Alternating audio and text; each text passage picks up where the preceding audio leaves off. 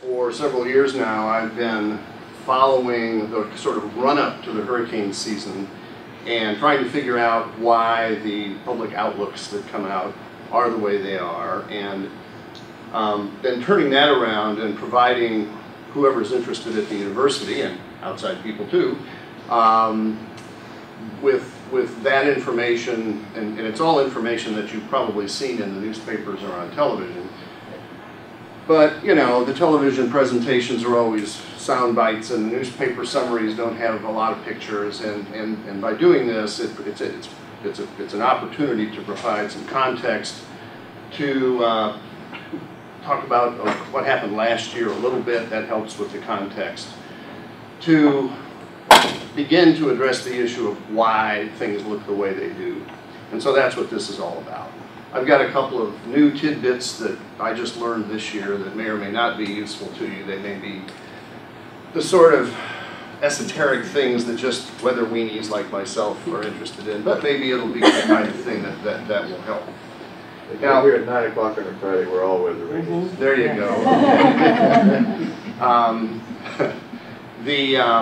This year, I'm sure that almost all of you have seen in the newspapers and on television all the, I wouldn't call it hysteria, but I would call it a certain amount of hand-wringing about the forecast, the outlooks that have come out. I'm going to try not to call them forecasts, because, you know, forecasts you can apply to individual storms or the weather tomorrow or something. These are long-range projections, so I'm going to try to call them outlooks like they do in the Weather Service.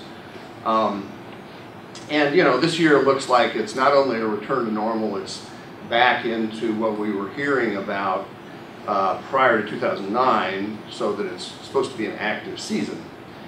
And in kind of paying attention to the run-up to this season, I was astounded by the degree of confusion and uncertainty that was coming out of the media, and it made me think of a quote that Robert Heinlein liked to use in his science fiction books. This is years and years ago. It's nothing that you would find probably in bookstores today unless it's a really old-time used bookstore. And I think it characterizes what I was seeing, particularly from the mass media perspective, but a lot of other people I've talked to kind of seem to feel this way too. Nobody really knows enough about what's going on that they can act in a kind of rational way, so they get into this mode. Now, this raises the question of why should we bother with these outlooks? What's it all about? If you followed this for any amount of time, you know that the outlooks are not precise by any shake of the stick. In fact, in 2005, which was the year that Wilma came through here, they underestimated things enormously. 2006 and 7 and 8, they kind of, the pendulum swung back and they were just hysterical and overestimated things by a lot. And so why should we bother? Well, the people who started all this outlook business are at Colorado State University. A professor there, Bill Gray, who's now semi-retired, and his work is being taken over by a fellow named Phil Kluxbach. They were asked this question, and this is their answer. It really, you know, their public answer is that people are curious to know. I mean, you know, people kind of want to know what's going to happen. It's just like, are we going to have a cold winter if you live up north? Are we going to have a cold winter this year? Are we going to have a lot of blizzards? Well, people want to know these things. There are some scientific reasons to try to do this. I have to say that the group at Colorado State is also basically in the business of selling forecasts at a more detailed level to interested parties, insurance companies and agricultural interests and so on. And so they're motivated by other reasons than their public answer. But the bottom line really comes down to this business of improving skill. So if you make a projection of what's going to happen to the hurricane season, you can say, well, you know, the average is such and such, and I'll show you some numbers in a minute that are the average numbers. You can make a climatological prediction on that basis. This year, it's going to be average again. And, well, it's average, so you've got a 50-50 chance of, over under. If you can come up with a better way that does better than that climatological kind of projection, then you're onto something, and people get even more interested in it. So that's what this is all about. So let's look back at last year. This is verifications, or what you call, making a forecast and waiting till the time frame is over, and then looking back at what really happened compared to the forecast. Here are the averages for named storms and hurricanes and big, 3, 4, and 5 hurricanes, and something that I'll explain shortly. Here's what happened last year. 9 named storms. It was a nice year last year. 9 named storms, 3 hurricanes, and 2 big ones. Noaa's projection that came out in May, had these ranges. Noaa gives ranges. The Colorado State people don't. These sets of numbers are quite consistent with each other. But you can see that the season turned out to be much less active than the forecast was. And one of the reasons for that is really the same reason that the forecasts are for an active season this year. Let's see if I have this. Oh, okay. Here's another summary of what happened last year. This is the seasonal summary of all the storm tracks from last year. And you can see, there are some storms. A couple of them actually went ashore on the Gulf Coast. One of them actually was a hurricane when it grazed the maritime provinces. They all tend to kind of go west into the Caribbean. To give you a comparison, here's 2005, which was the big year when they ran out of names and they had to start calling them by Greek letters at the end of the season. And this is this is where you feel like you're a target in a carnival shooting gallery. But again, last year was much less active, and the reason for that all comes down to El Nino. So let me talk about El Nino for a minute. This is going to be a movie, and because it's a little dark, I wanted to explain it briefly. This is probably a Google Earth image background or something that Noaa used. Here's South America. The equator is round about here. Here's the Galapagos Islands. This is Central America. We're way up here, of course. And what it shows is a visualization of El Nino last summer. Off the coast of South America, there are a lot of wonderful blobs of bright orange water that show up over the course of the summer. And because it's slow to develop, and it really didn't mature until the end of the summer, the outlooks from last year underestimated its strength. So it came into a stronger state of El Nino than they were expecting. And that explains why the season was weaker last year than they thought. Conversely, they're looking this year at what might happen with El Nino.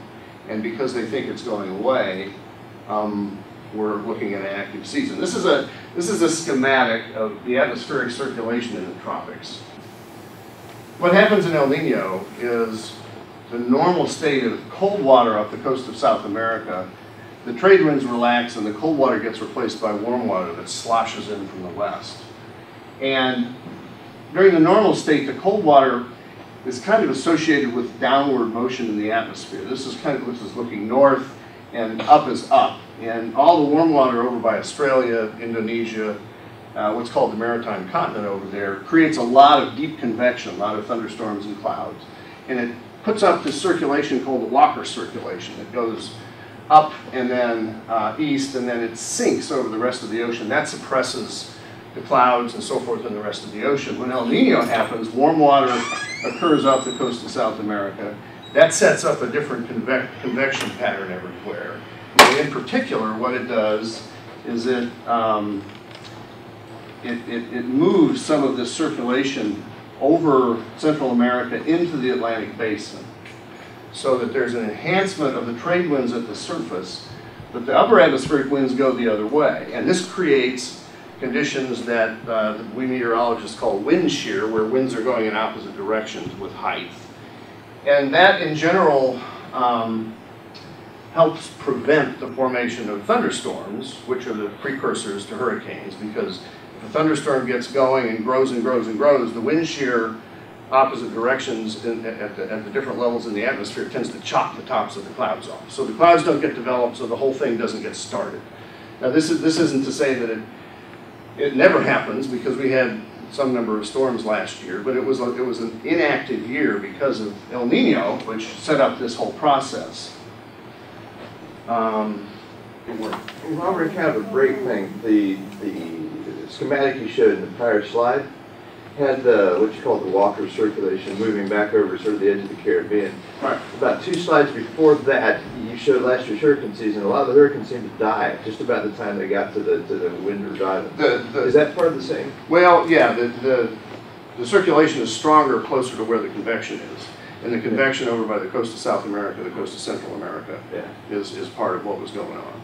Okay. So, and you know, other processes in the Atlantic tend to take over farther east, and so that, yeah, the wind shear was stronger over the Caribbean. Okay. Now maybe this will work this time. Let's see. Okay, this is the El Nino forecast for this summer that was made back in March. And all the different lines are a bunch of different models that people have for forecasting El Nino. It starts out with observations, and these are measures of sea surface temperature in the Pacific Ocean in specific locations that people are interested in.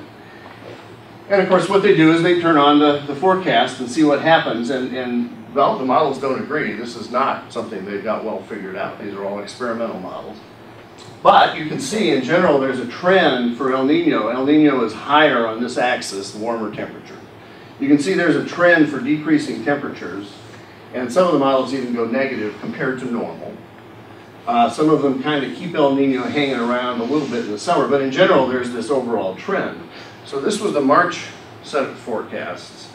The May set of forecasts follow it at first. These are the observations now, but you can see overall the whole thing is suppressed compared to where it was before. You can see as this fades in that this sort of range of data, of output results kind of all move down a little bit. And so what this is an example of how you do forecasts over time, and they change because you get new information. And what this is saying is that not only are conditions returning to normal, but there's some suggestion that they may return to what's called a La Nina state, which is the opposite of El Nino. And if El Nino helps prevent hurricanes here, then La Nina promotes them. So one of the results of that was that the Colorado State forecasts over time have evolved accordingly. Now they start back, the year before, they started back last December with a forecast, and they understand that the longer the lead time, the longer ahead of time you make a forecast, the less precise it's going to be. So they provide a range back in December. You can see by April, when they had that March El Nino forecast that made it look like it was going away, they said, well, maybe it's going to be more than we thought back in December, so they've got their numbers up in the upper part of the December forecast. And then they just came out with a new one last week, after the May El Nino outlooks, and oops, well, they bumped it up even higher. So over time, as more information has become available, the outlook for this season has become more and more active, and what they're calling it now is a very active hurricane season this year. They also, at Colorado State, try to make comments about landfall, and NOAA doesn't, because they don't think that's accurate enough. I would say that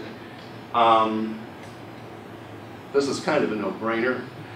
If it's a very active season, and there are lots more than the normal number of storms, it would only make sense that the probability of one of those storms making landfall somewhere is higher than normal, right?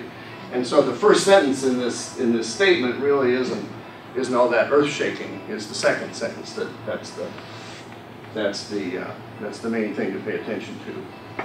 So that's Colorado State. They have developed the forecasting method that everybody uses in one form or another. Everybody has their own little bells and whistles, but everybody uses this in one form or another. What we might think of as the official view is what the National Oceanic and Atmospheric Administration puts out. That's the organization that includes the Weather Service and the National Hurricane Center and a bunch of other organizations, including the Climate Prediction Center, which is part of it. The National Hurricane Center does not put out these outlooks. It's the Climate Prediction Center in Washington. So these next several slides are their summary of what their outlook is. And this was in May, so it was before the Colorado State outlook, but I'll tell you now that they're consistent. What they're saying is that we have an above normal season in the Atlantic and below normal in the Eastern Pacific, which is kind of ironic because the Eastern Pacific has already had a named storm this year.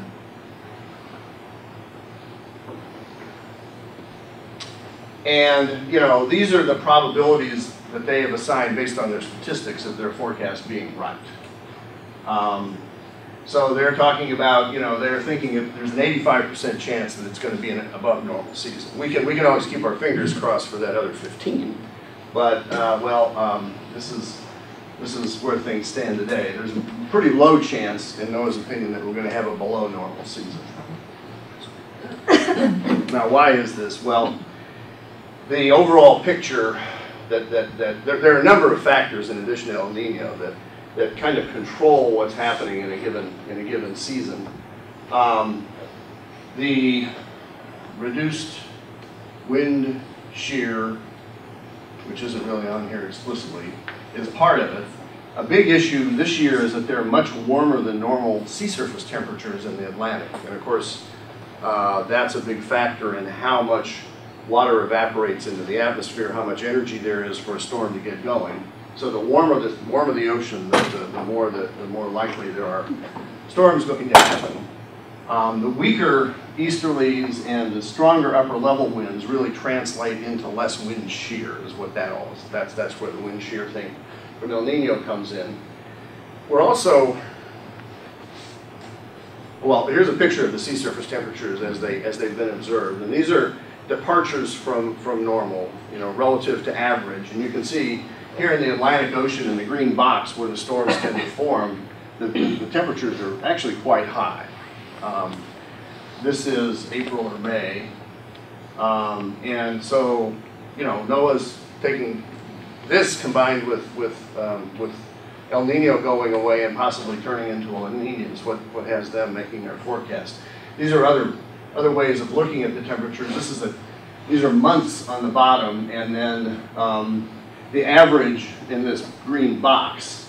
And it's the departures from average, and you can see that over the last year or so, the temperatures have been going up, and they're getting warm enough that this is why NOAA has issued their active forecast. Another factor has to do with long-term variations.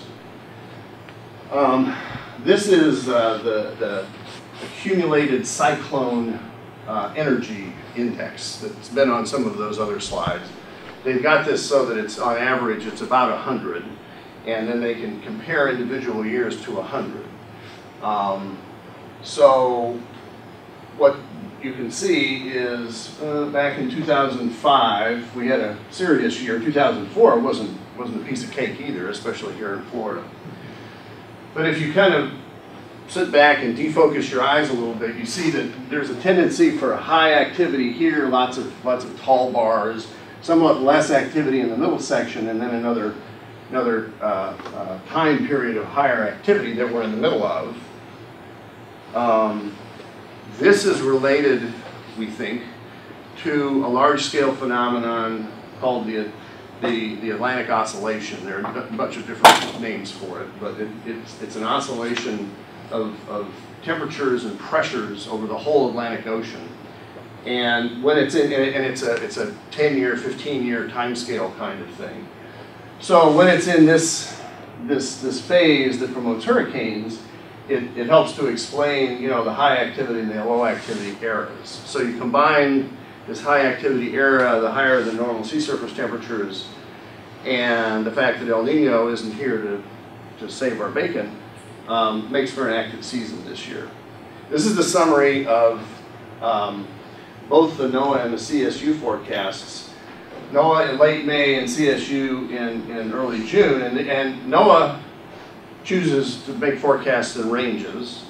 I think that's probably more sort of intellectually honest than putting a specific number out, because there are clearly uncertainties, clearly error bars associated with these numbers.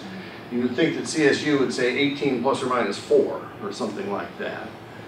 They do that in retrospect. They do that when they verify last year's forecast and develop statistics for improvement. But this is, you know, they're trying to be as precise as they can, so this is the way they do it. You can see that this accumulated cyclone energy index, which is about 100 on average, both groups are predicting it to be significantly higher than average this year. So, everybody's consistent. Everybody's predicting a higher than average season.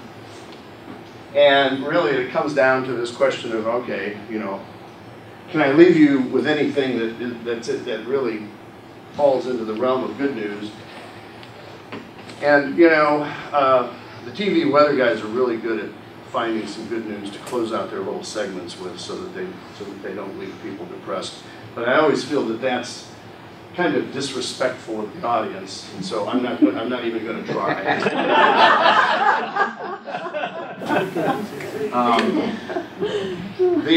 There are a couple of things that I can show you that won't make the news any different, but it will perhaps provide a little bit of helpful information. The Hurricane Center's changed some of the things that they're doing this year with respect to their information they put out in the watches and warnings.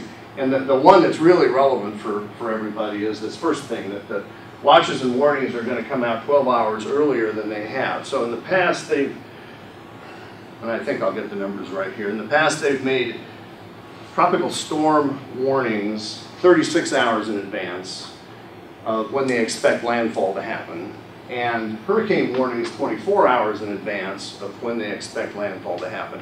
They think that they've got this forecasting business, you know, down well enough that they can move that back, so that the tropical storm warnings are going to come out 48 hours in advance, and the hurricane warnings are going to come out 36 hours in advance, and that couldn't hurt. You know, that's a helpful thing for everybody for preparations. That's 12 more hours to pen. It's 12 more hours to stand in line at the gas station or whatever it is, or go buy tuna fish or whatever it is you do. You know. They've improved their accuracy on their forecasts. That's what this refers to. And the big graph here is one I showed last year.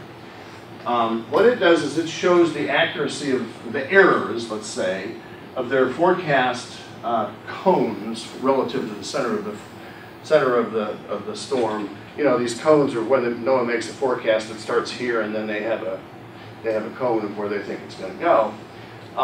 And for different times, you know, they have errors, and of course they're lower than for shorter periods than they are for longer periods.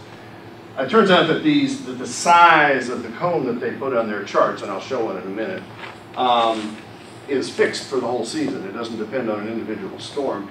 And this year's cones are actually somewhat smaller than they were last year. And importantly, they're still conservative. I mean, this is how well they're doing, but this is how big they're gonna back away and have their forecast cones be this year. And of course, for the 120-hour, the 5-day ones, they're really being quite conservative. So what this does is it gives you a little more confidence in the forecasts of a given storm, that what they're showing on their maps, you know, they're showing something that's not as good as they actually do. Here's an actual forecast from last year. This is Hurricane Ida. Put a scare into everybody. It's a late storm. It was in early November. Everybody thought, oh, it was an easy season, we're done, and then here we go. And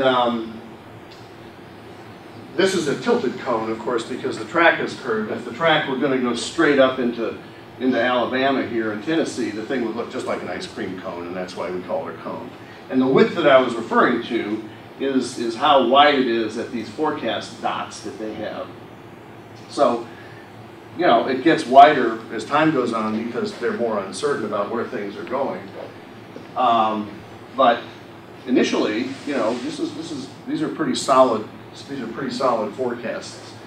Now, as useful as these are, they tend to be misleading unless you remember something very important. The cone is only where the center of the storm is forecast to go. Somewhere within that cone is where they think it's going to go. It has nothing to do with the size of the storm. An awful lot of people look at these and say, oh, this is nothing, but boy, by the time it gets up here, it's going to be really big. This is a picture of where the tropical storm force winds were for Ida at the time of this forecast. And so they're almost as big as the uncertainty of the 5-day forecast. So the storm is a lot bigger than what this cone shows. It's important to remember that because, oh, you know, we get a track that's going to graze the coast here, and you see the cone isn't very big right by us, but that doesn't have anything to do with the size of the storm. So that's important to keep in mind. Where did Ida wind up? Oh, it kind of petered out, actually. See, this is a depression. So it kind of did this and turned into as I recall, it kind of turned into just not a real storm anymore. And then I think it went away because of the cold front came and got it. Something I found out this year that I didn't know. Whenever they do warnings, they do them along the coastline according to what they call breakpoints. And here's an example of the warning for that picture in the last slide, and it says, tropical storm warning remains in effect from Grand Isle, Louisiana, eastward to the Oscillation River, including New Orleans and Lake Pontchartrain, and, you know, that's what's on the map. Grand Isle over to here. You can tell, sort of, where Oscillation River is by where the warning ends on there. But, you know, for a geography quiz, if somebody asked me where is Oscillation River, Florida, I don't know how many of you would know, but I don't. On the Noaa website, the Hurricane Center website, they actually have the answer, so you can cheat. They're in the frame, and the website has their forecast, and on the left side there's a whole bunch of links for things, and one of them is called breakpoints, and they show this map. And it's a live map in the sense that if you roll your mouse over these little blue diamonds, it pops up the name of the thing. So having looked at the forecast warning thing, you know, I just rolled my mouse over the little things there until Oscillation River popped up, and that's where it is. And of course that's relevant because if we get a warning along the East Coast and there's some name that you don't know what the heck it is, you can look it up this way. Now I have to say, given the fact that the storms are much bigger than those forecast cones and so forth, if you live in the next square over from Oscillation River, it doesn't mean you can breathe easy. It just means, well, at least I'm not in the warning area. Nonetheless, it's useful to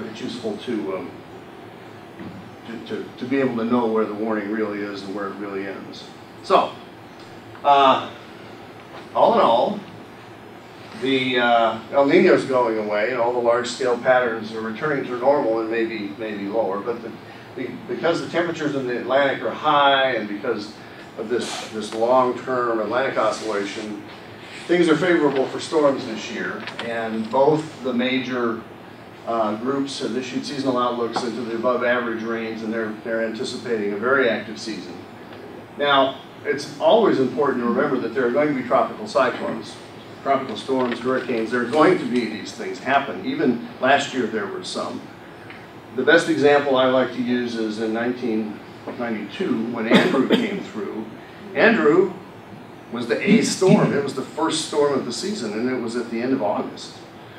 That was a very inactive season, except for Andrew. And so, you know, if there's only one storm and it goes over your house, it doesn't help that it's not an active season. So the trick is, you know, you don't want to be complacent. You need to pay attention to this and be ready to do things. I'm going away for a week in July, and I'm going to watch what's going on with the Hurricane Center website to see if they have a very nice method now where they show the map and they have blobs that they put on it that they explain, well, there's a 10% chance that this will turn into a tropical storm, or there's a 50% chance or something. And then when it turns into a storm, it's not a blob anymore, it's a storm. And you can kind of get a feeling for what's going on just by watching that from day to day. And that's what I'm going to do. And if nothing's going on, I don't think I'll bother to put my shutters up when I go away in July. July's early in the season. If nothing much is happening, But if things start to happen between now and the 1st of July, I'll probably spend some time before we leave, you know, putting the house in order so I don't have to come back to broken windows and so forth, maybe. And similarly, you can do things early, you know, get non-perishable food together and that sort of thing. It doesn't make any sense to start stockpiling gasoline and so forth right now because it, you know, you'll use it up in your car anyway. I've got a generator, and I'll probably, the first time a bunch of blobs start to show up is probably when I'll go fill up all my gas cans that I emptied by putting into my car last year, right? And you can, you know, your generator doesn't really need the same gas as your car, but if you buy the same gas as your car, you can always put it into your car. So what the heck, it's like gas futures or something.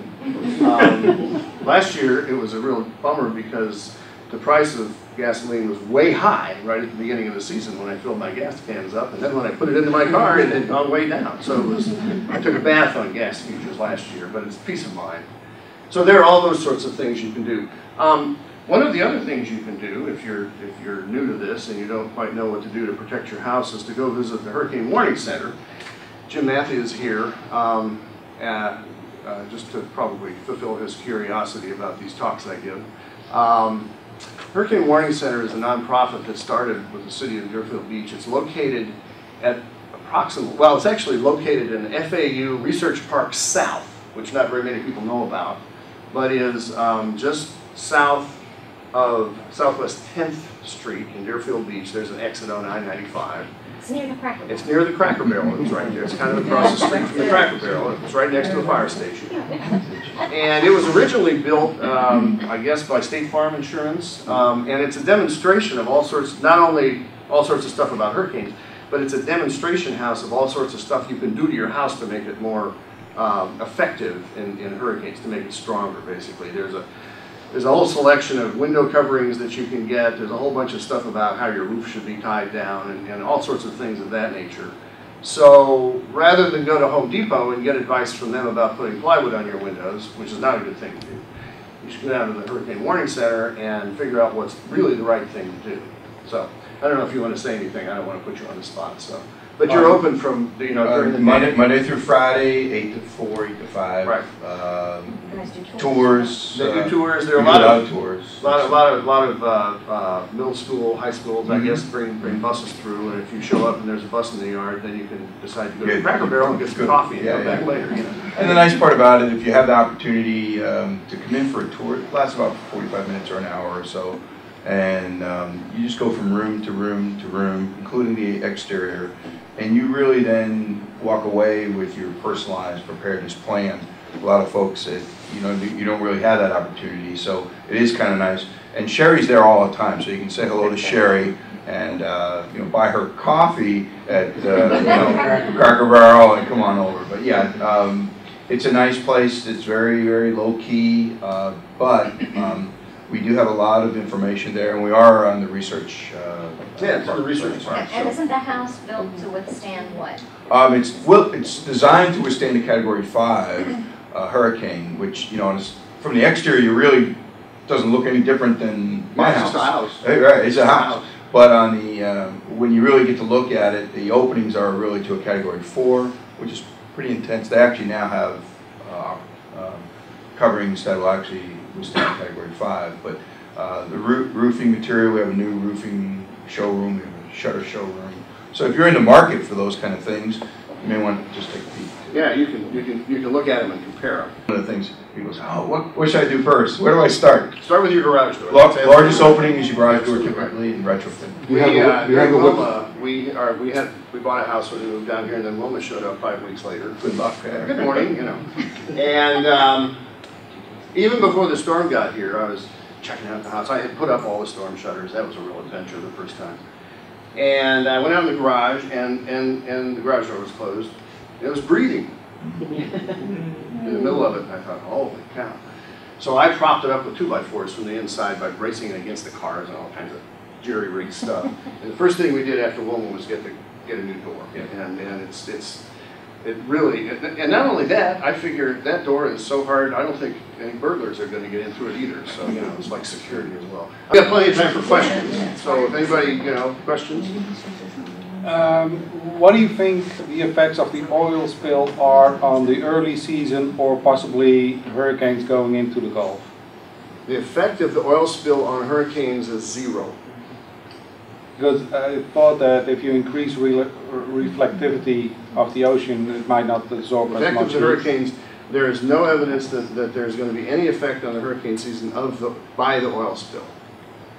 But if a hurricane brings, what if a hurricane comes up? Are we all going to be splashed with oil? I think that's what he's saying. No, he asked if the oil spill was going to affect hurricanes. Yeah. And the Oh, answer to that is there's no evidence. Well, I'm that- asking the other question. You're asking the other question. I was afraid you would. The answer to that is that there's no way to tell what's going to happen because what might happen to the oil slick on the surface or the oil slick near the underwater plume, as they're calling it, that's not too deep, is going to depend entirely on where the hurricane goes.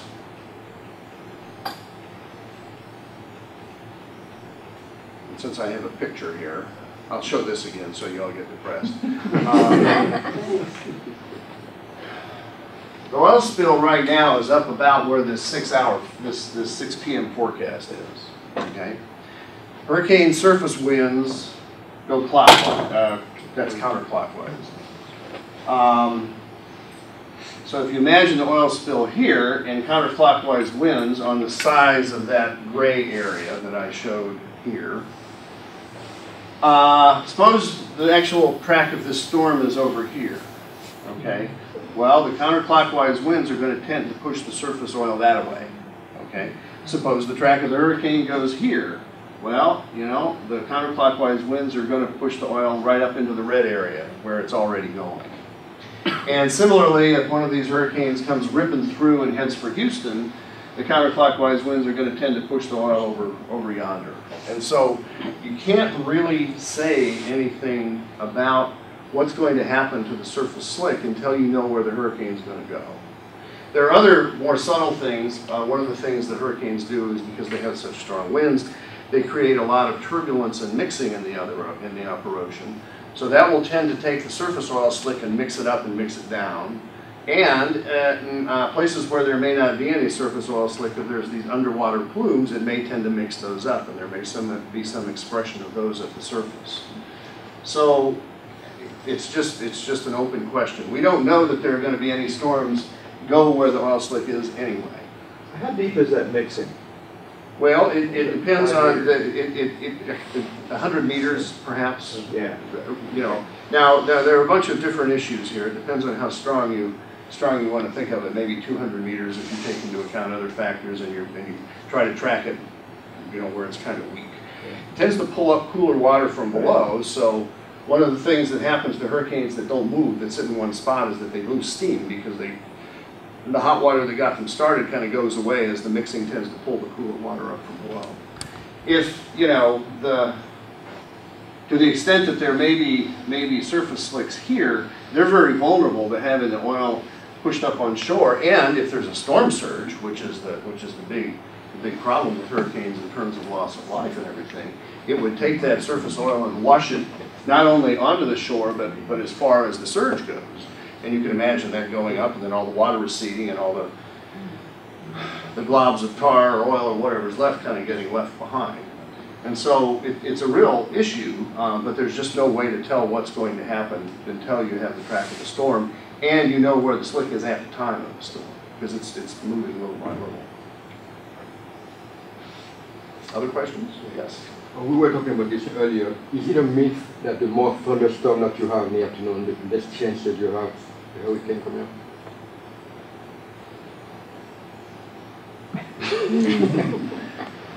Well, if you have a hurricane, you have a lot of thunderstorms in the afternoon.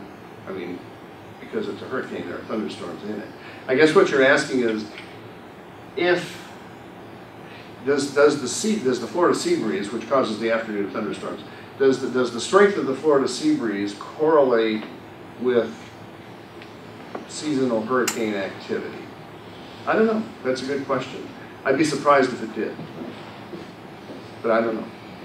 Isn't there also the myth about if you have a rainy May, then you have a... Oh, there are all kinds of things of that nature. But look, you know, people can look at statistics and say, oh, look, a rainy May, hurricanes. And then probably, because of that record that I showed with all those bars, that you probably go back and find another season where it's the opposite. The main signals, those two are, those two things, the rainy May and the Seabreeze, are examples of what people are trying to do to get more information about what the season is going to be doing, the outlook is going to be doing, and they're trying to do it on a regional scale, okay? They want to know what's going to happen here. I'm sure none of you cares about that. You know, what Noaa is saying and what CSU is saying is that the season overall is going to be significantly more active than normal, and last year it was significantly less active than normal. Nobody has a reliable method of talking about regional issues. Is there a tendency for active seasons of the nature that we're going to have? Is there a tendency for the storms to go up to the East Coast, or is there a tendency for them to go through the Caribbean into the Gulf Coast? That's the next level of these outlooks, and so far, except for some of the experimental work that Colorado State is doing, so far nobody has really come up with a way to do that you know, has the kind of confidence that they're willing to put forward publicly. It's just not good enough yet. Yeah. Well, the only thing I can say about that, Jim Lechine, who retired from weather service in Miami, he once told to a group of people where I was at that the location of the upper level jet stream in comparison to Florida, that might steer it one way or another, an incoming storm. That's right. That's absolutely true. And when it comes later in the season, when we start getting storms, that's one of the things they start to look at to make their forecasts. As of right now, there's no way to predict where the location of the upper level jet stream is going to be for the outlook, because that changes on scales of days to weeks to months. And so those kind of forecasts aren't accurate enough to kind of fold into the outlook at this stage, but you're absolutely right. You haven't mentioned the African dust this year. Oh, you're right, thank you. Maybe that's the good news. Maybe I do have some good news. Yeah, a couple summers ago, I forget which year it was, when one of the, you know, the seasonal outlooks it was after 2005, when everybody was putting out these forecasts. They were so worried that they underestimated 2005, they were going overboard, and so they had these forecasts that looked like the world was going to come to an end.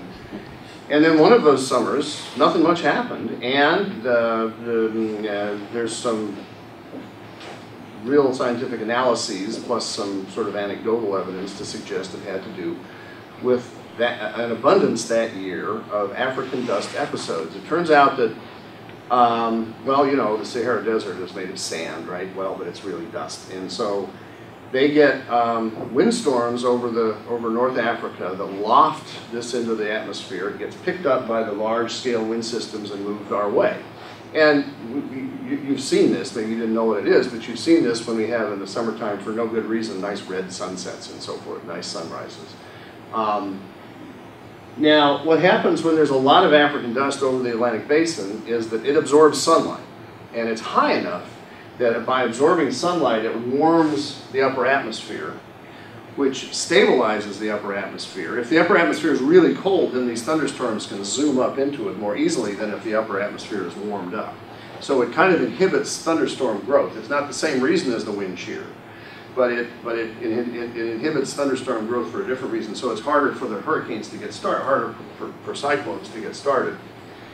And a couple of summers ago, that looked like a good explanation for what was, you know, not happening. We were all ready for a very active season, and nothing much occurred.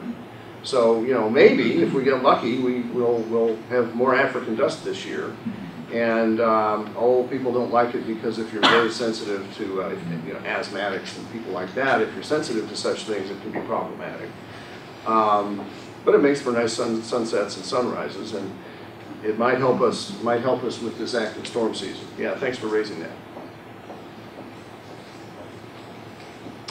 Okay, well, thank you for coming. I'm sorry to be so, negative, but I don't think there's any point in trying to sugarcoat this. And as I always say, I think the best thing you can do is pay attention, bookmark go find the National Hurricane Center website and just bookmark it and look at it every couple of days to see and watch for those blobs, and that'll tell you what to expect over the next week or so.